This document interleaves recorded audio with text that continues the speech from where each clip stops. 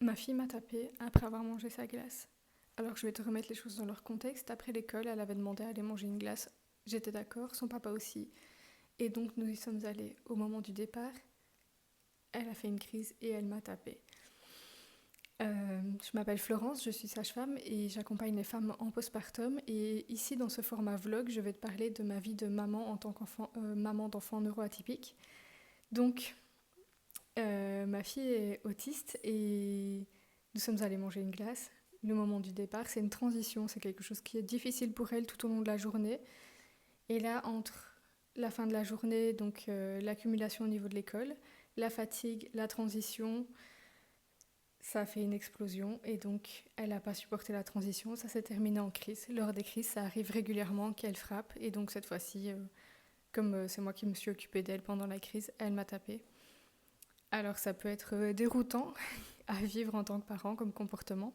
C'est pour ça que j'avais envie de te partager cette anecdote, que tu sois parent d'enfant neuroatypique ou non. Je pense que ça arrive à tous les parents de se faire taper par son enfant. Et des fois, on se demande comment on doit réagir. Alors moi, comment j'ai géré la situation? Je lui ai expliqué qu'elle n'avait pas le droit de me taper. Ça, c'est quelque chose qui est interdit, crise ou pas crise. Et ensuite, je l'ai accompagnée, je l'ai prise dans mes bras, j'ai essayé de la rassurer. On est allé tranquillement vers la voiture. Parce que le problème, c'est qu'elle voulait pas quitter le lieu où on était, elle voulait rester. Comme pour éviter la transition, elle veut prolonger le temps de l'activité ou le lieu où on est. Et donc, une fois qu'elle s'est calmée, on a reparlé de ce moment-là. Je lui ai réexpliqué que c'était interdit de taper. Je lui ai demandé ce qui avait été difficile pour elle pour essayer de l'anticiper la prochaine fois et lui donner des solutions concrètes pour l'aider aussi, elle, à gérer ses émotions et à gérer ça. Je lui ai proposé de... Elle connaît, depuis toute petite, on parle des émotions, etc. Et là, je lui ai proposé de taper dans un coussin quand ça ne va pas, sauf que cette astuce n'est pas forcément transposable à l'extérieur, parce que là, il n'y avait pas de coussin, par exemple. Je lui ai proposé de lancer des petits coussins spéciaux quand elle est fâchée ou énervée, de lui réserver un mur dans la maison où elle a le droit de lancer ses coussins. Ça va blesser personne, ça va pas abîmer le mur, mais elle, ça pourrait lui permettre de décharger un petit peu. Je lui ai proposé de venir faire un câlin si elle en avait besoin au moment de la transition ou qu'on lui propose de, par exemple, la prévenir à l'avance et de mettre un minuteur. Généralement, le minuteur, c'est quelque chose qui fonctionne très bien avec elle, que ce soit pour la déposer à l'école, pour aller au lit, pour finir des activités. Une fois que le minuteur sonne, il n'y a pas de discussion possible, c'est le minuteur qui a sonné, c'est pas, elle ne peut pas négocier avec le minuteur. Et donc, c'est quelque chose qui fonctionne assez bien. Donc, je lui ai proposé toutes ces solutions. On verra dans le temps quelle solution lui correspond le mieux parce que je lui propose régulièrement différentes solutions, mais il faut voir ce qui est adapté à elle et ce qu'elle va pouvoir capter ou pas. Et la deuxième situation que j'ai vécue cette semaine qui m'a questionnée, c'était le matin avant d'aller à l'école. Elle me dit aujourd'hui je ferai pas de choses bizarres. Et ben moi je me suis tout de suite dit est-ce qu'elle perçoit qu'elle est différente des autres enfants? Est-ce que ça la rend triste? Est-ce que c'est difficile pour elle? Je suis tout de suite partie sur le mode neuroatypie, autisme. Et, euh, et je me suis dit peut-être qu'elle commence en grandissant à se percevoir différente des autres enfants ou des autres personnes qu'elle croise. Et donc je lui ai demandé bizarre dans quel sens qu'est-ce que tu veux dire par chose bizarre? Et en fait, souvent quand elle est fâchée ou quand elle est en surcharge, elle fait des grimaces ou elle fait des sons pour repousser les autres parce que elle sature, elle a atteint ses limites et donc elle supporte plus les interactions. C'est quelque chose de difficile pour elle.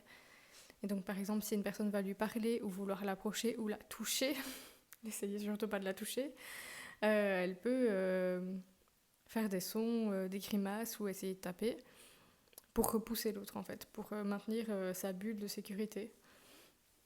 Et donc en fait, elle disait simplement qu'elle allait pas faire de grimaces aujourd'hui, qu'elle allait essayer de faire attention à pas en faire. Et donc non, elle se perçoit pas comme bizarre. Elle, je sais pas si elle voit déjà la différence entre elle et d'autres enfants. Après, elle est dans une école assez cool, une petite structure où elle connaît tout le monde et donc je pense qu'elle est assez à l'aise là-bas et donc là-bas, je pense pas qu'elle se perçoive comme différente.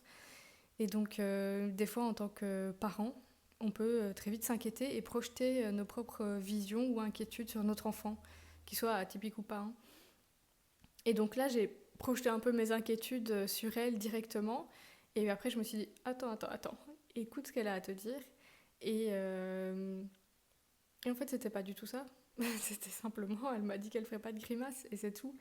Des fois, il faut pas chercher trop loin.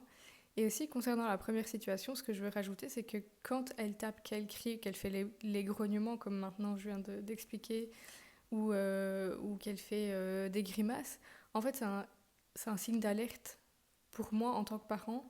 Ça me donne des indications sur son état interne. Quand elle fait ça une fois de temps en temps, je sais qu'on est dans une période plutôt cool où elle peut tolérer des choses qui sont un peu plus difficiles, où elle se sent bien globalement.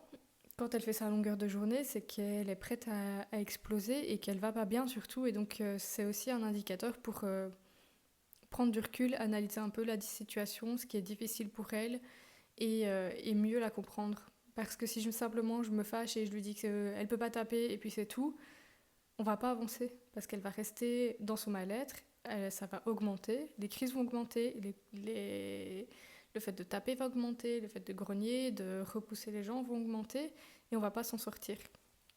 Et quand ça va trop loin là-dedans, après elle se renferme complètement et elle communique plus avec personne. Et c'est pas du tout, du tout, du tout ce que je veux en tant que parent. Et donc je trouve ça important aussi de... Une fois que des fois c'est difficile de l'analyser sur le moment même, mais une fois que le moment est passé, d'avoir un petit truc de rétrospective et de se dire, bon, ok, là, il s'est passé ça, quels étaient les facteurs qui entrent en jeu et qu'est-ce que ça dit de mon enfant. Ben là, par exemple, je sais qu'après l'école, elle est épuisée, qu'aller manger ou d'aller faire une promenade, faire une activité supplémentaire après l'école, c'est pas une bonne idée du tout. Ou alors, il faut se dire que c'est ok, qu'on va aller très lentement, qu'on va aller vraiment à son rythme, qu'on va pas respecter un horaire et qu'elle s'endormira dans la voiture en rentrant. Donc ça par exemple, aller manger quelque chose ou faire une promenade ou etc. Ce sera plutôt le vendredi. C'est un jour où elle est fatiguée et en même temps elle a besoin de décharger de sa semaine et donc passer un bon moment tous ensemble, c'est quelque chose qui lui fait du bien. Mais par contre, on sait que ça a un risque de crise et si je le fais l'activité, j'accepte le risque de crise et la gestion qui va en découler. Ça me dit aussi que là à l'école il y a eu des changements récemment, enfin, il y a 2 mois, mais pour elle c'est encore un petit peu récent. Et c'est des changements qu'elle a du mal à accepter et qu'elle vit difficilement. Donc ça me permet aussi de continuer à en tenir compte de ces changements parce que parfois en tant que parent il y a eu un événement, et ben pour nous, c'est un événement comme un autre et ça va passer facilement, rapidement. Ça sera plus quelque chose d'impactant pour nous et pour l'enfant, ça reste impactant parfois plus longtemps que pour nous. Et donc ça permet de me souvenir que oui, il y a eu ça comme événement, c'est quelque chose qui est encore difficile, qui n'est pas encore absorbé ni digéré, et donc je dois continuer à en tenir compte sur le quotidien. Et, et voilà, ça, je trouve que les événements difficiles souvent en disent beaucoup sur l'enfant qu'on a et comment il vit sa vie, comment il ressent les choses. C'est un peu comme nous, quand on n'est pas bien, des fois dans la difficulté, il y a des choses qui se révèlent. Ça révèle souvent des choses qui sont plus profondes, ou ça révèle qui sera là pour toi, pour t'accompagner, pour t'aider. Ça donne des indications sur tes forces, sur tes capacités. Mais pour l'enfant, c'est pareil. Et c'est pas parce que c'est un enfant qu'on doit se dire oh, juste, oh, il est triste, ça va passer. Oh, oh, il est fâché, c'est normal. Les enfants, c'est plein d'émotions, ça va passer. C'est plein d'émotions, mais ils vivent des choses qui sont réelles et qui sont importantes pour eux, et il faut pouvoir les entendre en tant qu'adulte et en tant que parent pour les accompagner correctement. Donc voilà, j'espère que cette vidéo vlog t'a plu. Si tu aimes ce genre de format, ou si tu n'apprécies pas, ou si tu voudrais que je fasse des changements ou des évolutions, n'hésite pas à les mettre en commentaire. Abonne-toi, partage et bonne fin de semaine.